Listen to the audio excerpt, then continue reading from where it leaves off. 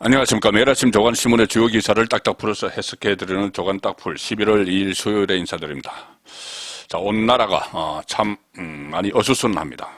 오늘 아침 8시 55분에 울릉도에 합참이 공습경보를 발령을 했습니다. 울릉군 지역에 공습경보를 발령을 했는데 북한이 미사일을 쏴서 그 미사일이 울릉도로 날아가다가 일단 공해상에 떨어졌습니다. 아마 북한이 의도적으로 울릉도를 겨냥을 해서 쏘다가 또 그 중간에 떨어지도록 이렇게 설계를 해서 발사를 한 것 같은데, 이 한미 연합훈련에 대한 반발, 연합 공중훈련에 반발을 하는 그런 무력 도발을 또 저질렀습니다. 지금 코로나도 46일 만에 확진자가 또 6만 명에 육박을 해서 7차 대유행이 이미 시작됐다. 자, 이런 또 우울한 그 소식도 오늘 아침 조간신문에 실려 있습니다. 그리고 이 이태원 참사에 대한 경찰의 초동 대응이 너무나 허술했다. 자, 그래서 여기서 지금 국민들이 분노를 하고 있습니다. 오늘 모든 조간신문의 일면 톱은 경찰에 대한 질타입니다. 압사 위험, 4시간 전부터 신고를 받았는데 경찰은 조치가 없었다. 자, 112 신고로 압사 할 것 같아, 사람들이 압사할 것 같아, 이런 신고가 11번, 전체 11번의 신고가 있었는데 그 중에서 압사할 것 같다는 말이 한 9번이나 나오는 상황이었습니다. 112 신고 전화에. 그런데 경찰이 정말 그 또렷한 조치를 취하지 않았다는 겁니다. 이태원 참사 발생 전에 압사당할 것 같아 112 신고가 11건이 들어갔습니다. 그런데 경찰은 4번만 출동을 했습니다.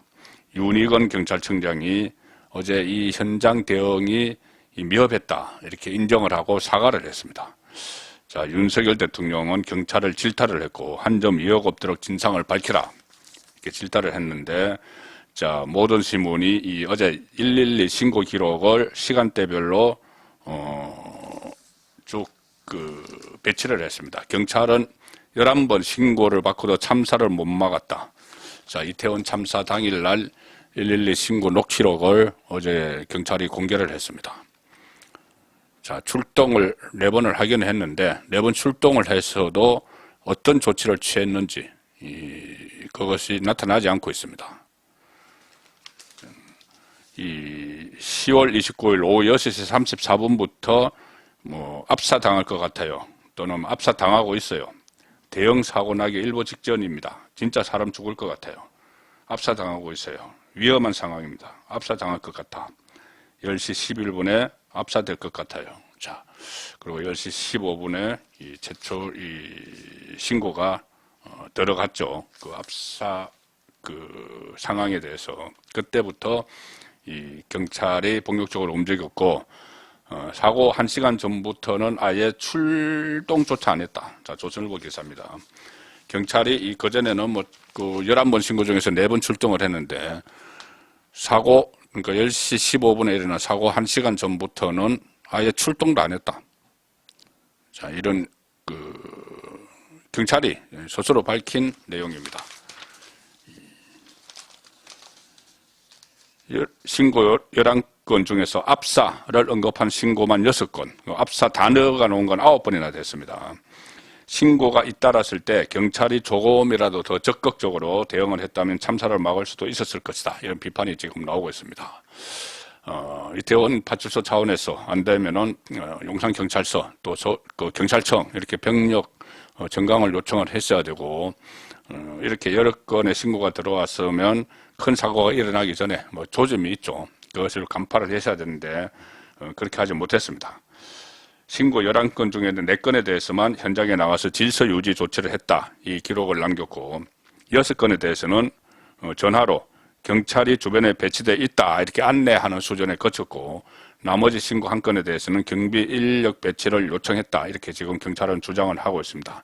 그렇지만 이들이 이렇게 경찰이 보고를 한 것처럼 현장에 실제 출동한 적이 있는지 이것도 지금 확인이 되지 않고 있습니다. 오후 9시 7분 이후에 참사 발생 직전까지 들어온 인파 관련 신고 5건에 대해서는 현장 출동을 했다는 기록도 없다. 자, 왜 이런 일이 도대체 벌어졌는지 일단 그 진상 규명을 철저히 해야 되겠지만 어제 행안부 장관, 이상민 행안부 장관, 또 오세훈 서울시장, 경찰청장, 용산구청장 일단 일제히 사과를 했습니다. 행안부 장관, 이상민 장관 처음에는 이 경찰 배치와 무관하다, 참사는 무관하다 이렇게 이야기를 했다가 질타를 받았죠. 그러다 결국 어제 행안위에서 그 고개를 숙였습니다. 윤희건 경찰청장도 이 상황을 발표를 하면서 경찰 초동 대처에 미흡했다고 하면서 사과를 했고, 오세훈 서울시장, 서울시도 어떤 서울시가 주최 측이 아니다 이런 말을 해서 역풍을 맞았는데, 오세훈 서울시장도 사죄의 말씀이 늦어서 죄송하다 이렇게 하면서 눈물을 흘리면서 사과를 했고, 용산구청장 그 헬로윈은 축제가 아니고 현상이다, 구청으로 살 수 있는 조치를 다 했다 이렇게 이야기했던 용산구청장 박희영 구청장도 매우 송구하다 이러면서 사과를 했습니다.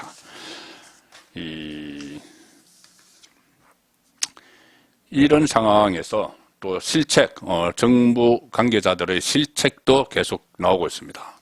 실책이랄까, 어떻게 보면은 좀 자질이 딸리는 것 아닌가, 그런 생각도 드는데, 한덕수 국무총리는 어제 외신 기자들을 불러서 기자회견을 하는 도중에 좀 웃음 띤 얼굴로 부적절한 농담을 하기도 했습니다. 이 엄중한 상황에서.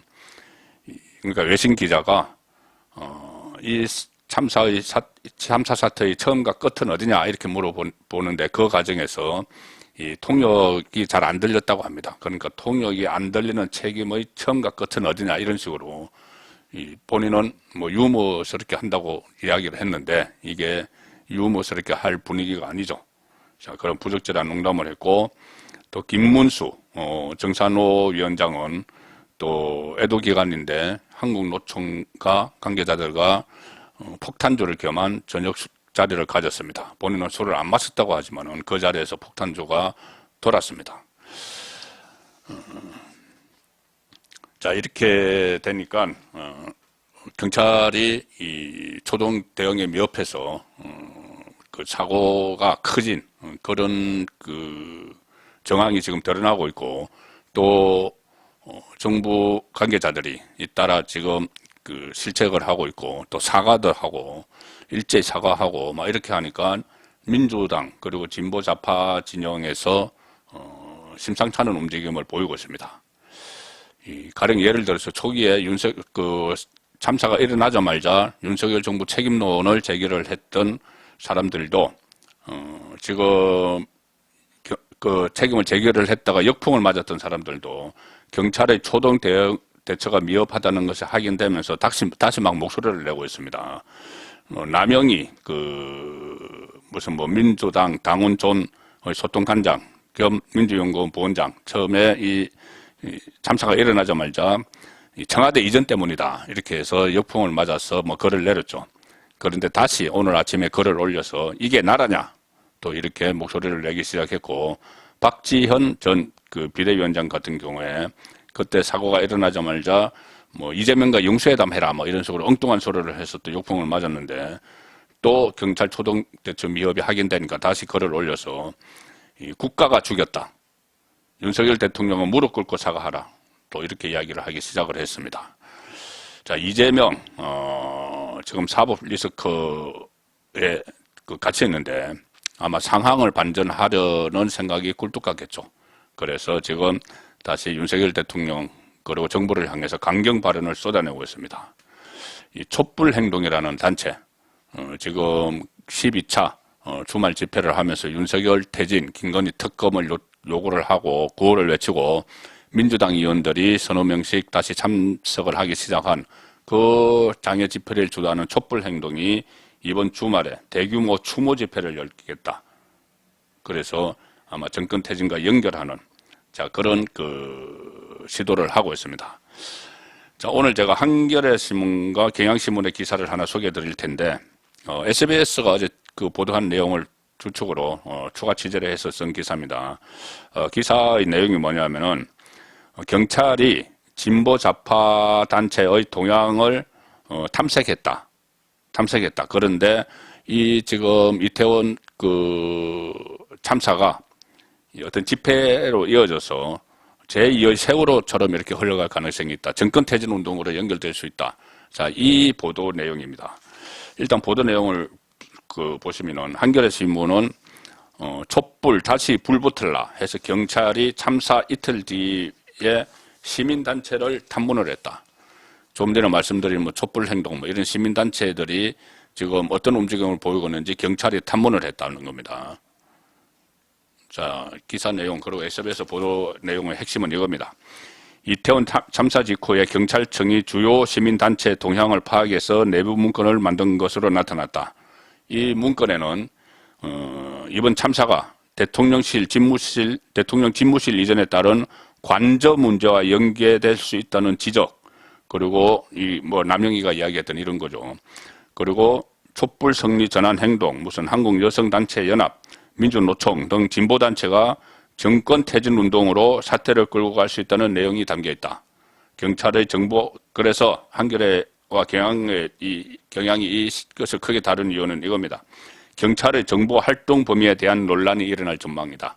경찰이 이 시민사회단체를 일종의 사찰했다 이런 이야기죠. 자, 그런데 그 문제와 별개로 실제로 경찰이 파악한 이 진보 좌파 단체의 움직임, 이것도 중요한 포인트가 됩니다.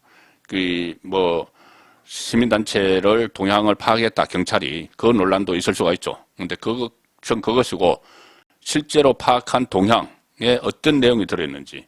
자, 이것이 또 상당히 중요한 의미를 가질 수가 있습니다. 경찰청 정보국이 이태원 사고 직후인 지난 30일 이태원 참사와 관련한 정책 참고 자료를 만들고 다음날 관계기관에 배포를 했는데 이 문건에 보면은 진보단체 등 상황 변화를 주시하며 저마다 정부 규탄 논리를 모색 중이다. 자, 이런 내용이 있습니다. 진보단체의 동향을 상세하게 서술을 했고, 진보 성향 단체들은 세월호 사고 당시 정부의 대응 미비점을 상기시키거나 지난 정부의 헬로윈 대비 조치와 올해를 비교하는 카페글, 카톡, 지라시 등을 공유하며 정부 성토 여론 형성에 주력하고 있다. 자, 현 상황을 그렇게 진단을 했습니다. 실제로 지금 막 그런 이야기들이 나오죠. 세월호와 막 비교하고 가짜 뉴스를 막 퍼뜨려서 그때 박근혜 대통령 7시간 이야기했듯이 또 윤석열 대통령의 3시간 몇 시간 이런 식으로 또 가짜 뉴스를 막 퍼뜨리고 있습니다. 안 보였다. 실제로는 실시간으로 전부 다 지시를 하고 한 것이 나오는데도 그것과 상관없이 무조건 가짜 뉴스를 퍼뜨립니다. 그리고 마치 문재인 정권 때는 헬로윈 이런 것도 잘 대처를 했는데 김어준이 가짜 뉴스를 또 퍼뜨렸죠. 2017년 이후에는 일방 통행을 했다는 등 가짜 뉴스를 막 퍼뜨렸습니다. 그것도 다 허위로 밝혀졌죠. 그런 행동을 지금 하고 있다는 것이 경찰이 파악한 내용입니다. 향후 이태원 참사가 촛불 집회의 동력 및 정권 퇴진 운동으로까지 이어질 수 있다는 취재의 전망도 경찰은 했습니다. 자, 경향신문은 세월호 연계 조짐까지 감지된다. 그래서 이 문건이 아마 대통령실 등 상부에 보고되는 문건 같아. 자, 어쨌든 이 문건 내용을 보면은 이 상황이 지금 정말 심상치 않게 흘러가고 있습니다. 일단 SBS 한겨레 경향은 경찰의 시민단체 동향 파악을 지금 문제 삼기 위해서 이런 기사를 내보내는데 그 내용 자체는 면밀히 지금 살펴봐야 되는 시점이죠. 또다시 제2의 세월호처럼 이렇게 정치적 논란으로 확산돼서 윤석열 정권을 무너뜨리기 위한 퇴진운동으로 지금 연결될 조짐을 보이고 있습니다. 좀 전에 말씀드린 촛불 행동이라는 단체가 주말에 대규모 추모 집회를 여는데 그쪽의 주모자들은 이 시위를 이끄는 사람들은 광우병 사태, 이명박 정부 때 광우병 사태를 주도를 했고 또 윤석열 검찰총장과 추미애 장관이 그러니까 문재인 정권이 대치했을 때 조국 수호 서초동에서 조국 수호 집회를 열었던 사람들이 이 집회를 주도를 합니다. 윤석열, 태진, 김건희 특검. 그런데 12차까지 지난주에 했고 이번 13차 집회를 추모제로 하겠다. 그럼 결국 연결시키는 거죠. 윤석열, 태진과 연결시켜서 이태원 추모 집회를 하겠다는 이야기입니다. 본격적으로 지금 행동에 나서는 그런 상황이 되어 있기 때문에 윤석열 대통령 그리고 정부의 대응이 지금 주목이 됩니다. 일단 윤석열 대통령은 경찰의 부실 대처에 격앙했다. 그래서 진상을 밝혀야 된다. 이렇게 강한 입장을 피력을 했습니다. 진상을 밝혀야 된다. 자, 경찰에 대해서 일단 격앙을 했는데 이 내용은 이겁니다. 이태원 112 신고 내역 보고를 받고 법과 원칙에 따라서 엄정히 처리하라 지시를 했고 참모들도 경찰 믿기 어렵다 이런 반응을 보이고 있습니다. 그래서 그동안 지금은 추궁이 아니라 추모할 때다 이런 이야기도 정진석 비대위원장 같은 경우는 했었죠. 그런데 이 경찰의 초기 초동 대처가 너무 허술했고 그래서 참사를 키웠다는 논란이 확산되니까 좀 당혹스러워하는 그 여건이 당혹스러워하는 그런 모습도 보이고 있는데 자 그래서 그 차원에서 나오는 이야기가 개각입니다. 개각. 내각을 확 바꾸자. 그동안 이 뭐 인사 문제 때문에 여러 가지 어떤 프레임에도 갇혔고 또 여러 가지 논란들이 있었죠. 뭐 검찰이 너무 많다. 뭐 이거 프레임이지만은 그런 논란에 제대로 대응을 못했습니다. 대응을 못했고 김건희 여사 리스크 이런 데도 이 여건에서 총체적으로 대응을 못했습니다. 대통령실도 마찬가지고.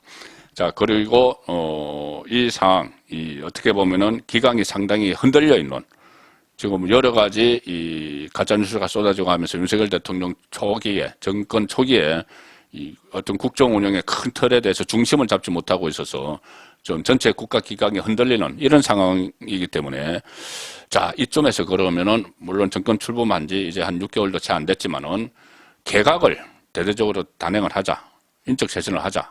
자 그 이야기가 나오는 것이고 또 개각을 하게 되면은 지금 국민의힘 전당대회를 앞두고 있는데 거기도 영향을 미칠 수가 있습니다. 왜 그러냐 하면 현직 장관 차출설이 있었죠.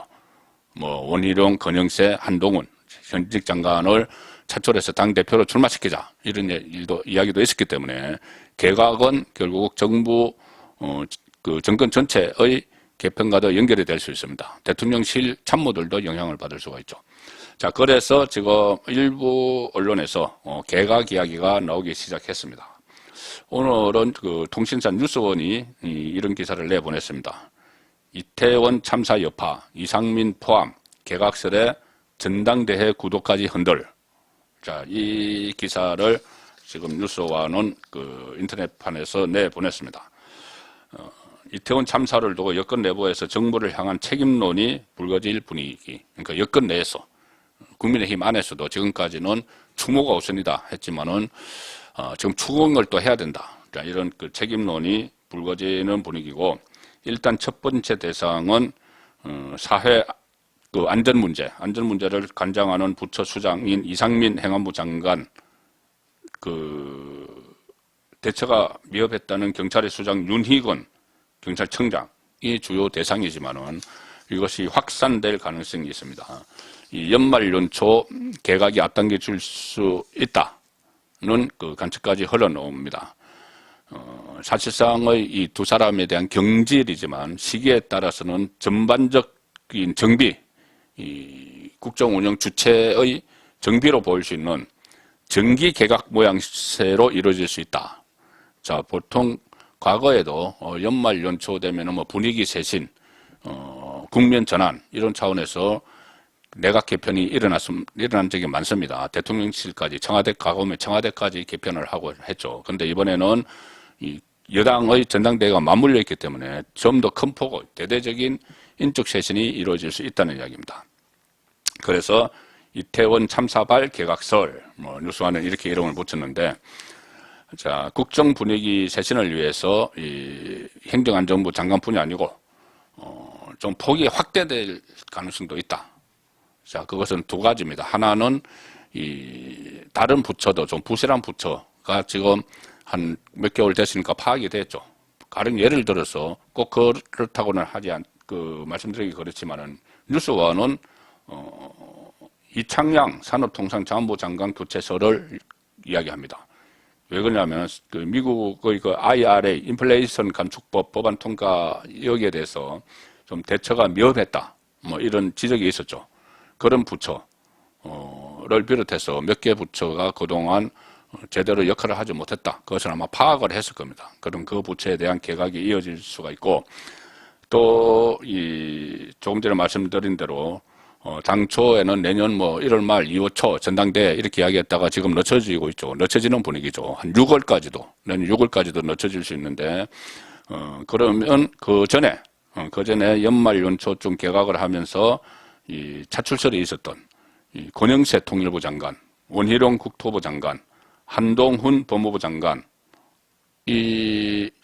그러니까 국회의원 출신인 권영세, 원희룡, 또 박진 외교부 장관도 있지만은, 일단 외교라니까는, 그러니까 당대표에 출마할 만한 권영세, 원희룡, 또 한동훈 법무부 장관 차출설이 계속 있었습니다. 그래서 이 장관들이 또 전대 출마를 하거나, 아니면은 정치권에 복귀하거나, 이렇게 해서 개각 대상에 포함될 수도 있다. 자, 이런 이야기도 나오고 있습니다.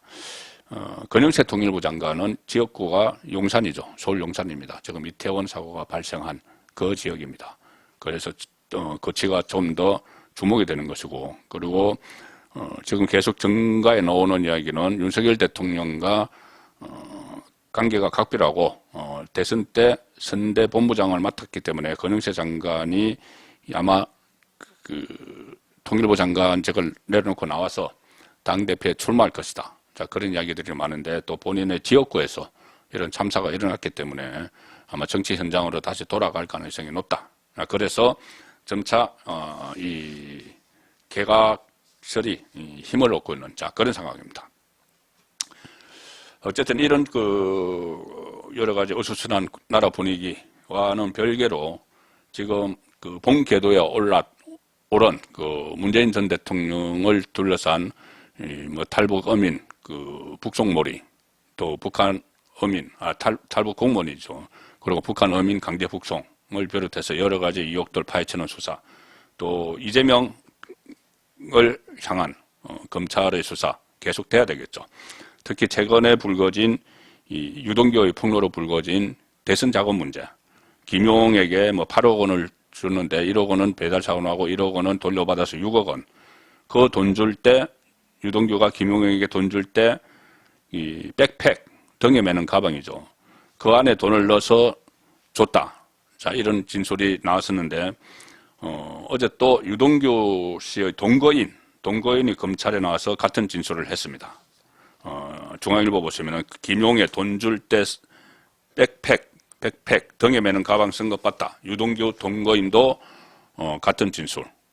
그래서 결국 이 돈을 받은 김용만 부인을 하고 있고, 모든 관련자들이 다 돈을 줬다고 정언을 하고 있습니다. 진술을 하고 있습니다. 김용 불법 정치자금 6억 수수 의혹. 검찰이 유동규 동거인 불러서 조사를 했고, 7일 구속 만료 직전에 김용을 기소할 것 같다. 돈을 마련한 사람, 남욱 변호사. 갖다 준 사람, 남욱 변호사의 측근이죠. 이모 씨, 그리고 정민용 변호사, 그리고 최종적으로 전달한 사람, 유동규 뿐만 아니라 최종 전달자의 동거인까지 돈을 줬다는 진술에 합세를 했습니다. 그래서 이제 검찰의 눈은 이재명의 또 다른 최측근 정진상 민주당 대표실 정무조정실장으로 향하고 있는데, 이달 5일까지 국가애도 기간인 만큼 검찰은 그 이후에 선 김용 구속 기소 후 정 실장 강제 수사에 나설 것이라는 전망이 나온다.